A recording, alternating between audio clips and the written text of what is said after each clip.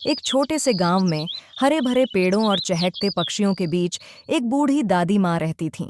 उनकी आंखों में ढेर सारा प्यार था और उनकी कहानियां सुनकर बच्चे मंत्रमुग्ध हो जाते थे। गांव के सारे बच्चे शाम होते ही उनके घर के आंगन में इकट्ठा हो जाते और बेसब्री से नई कहानी का इंतजार करते।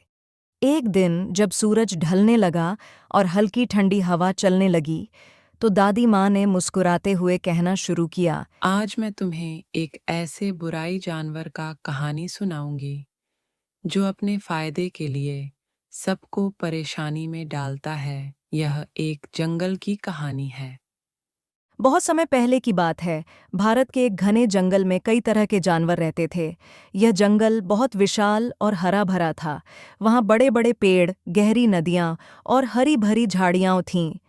इस जंगल का राजा एक शक्तिशाली और बुद्धिमान शेर था, जिसका नाम था राज सिंह। वह बहुत ही न्यायप्रिय और दयालु था।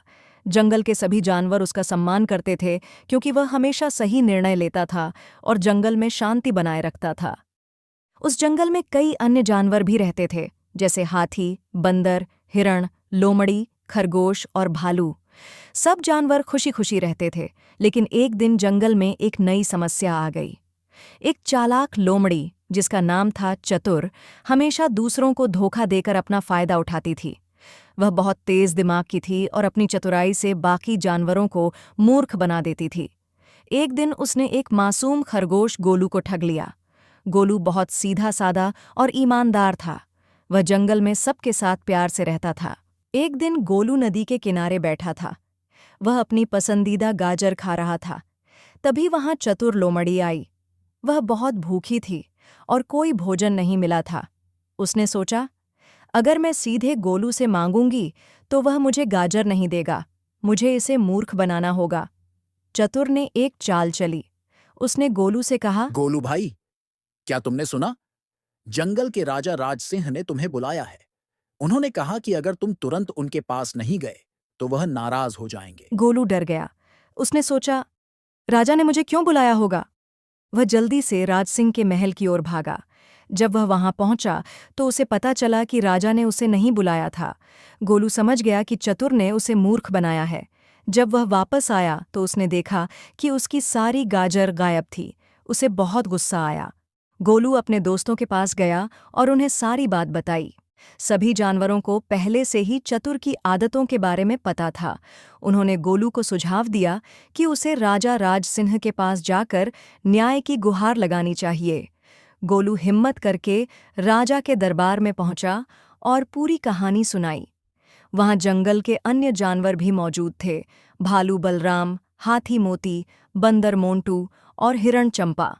सभी ने गोलू का समर्थन किया और कहा कि चतुर हमेशा दूसरों को धोखा देती है।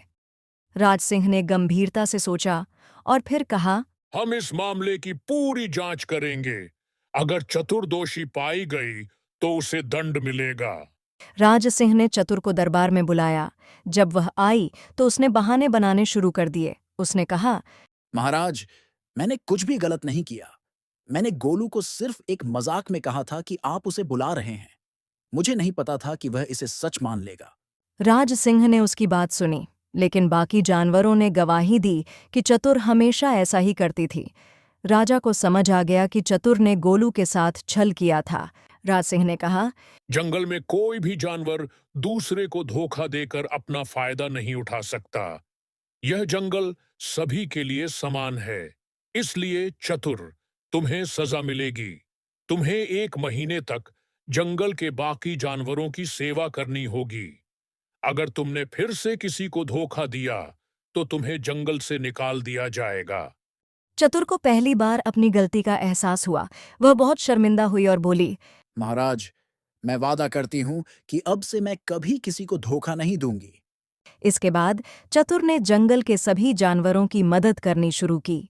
उसने बीमार जानवरों की सेवा की, कमजोर जानवरों के लिए भोजन ढूंढा और सबके साथ मिलकर रहने लगी। धीरे धीरे वह भी जंगल के प्रिय जानवरों में शामिल हो गई। गोलू और बाकी जानवर खुश थे कि अब जंगल में न्याय हुआ। सभी जानवरों ने यह सीख ली कि ईमानदारी और सच्चाई हमेशा जीतती है और छल कपट से कभी कोई बड़ा नहीं बनता। इस तरह जंगल में फिर से शांति स्थापित हो गई और सभी जानवर मिलजुल कर खुशी से रहने लगे। अभी आप लोग मेरे को बताओ, इसी स्टोरी से आप क्या सीखा? आप लोग कमेंट करके बताना।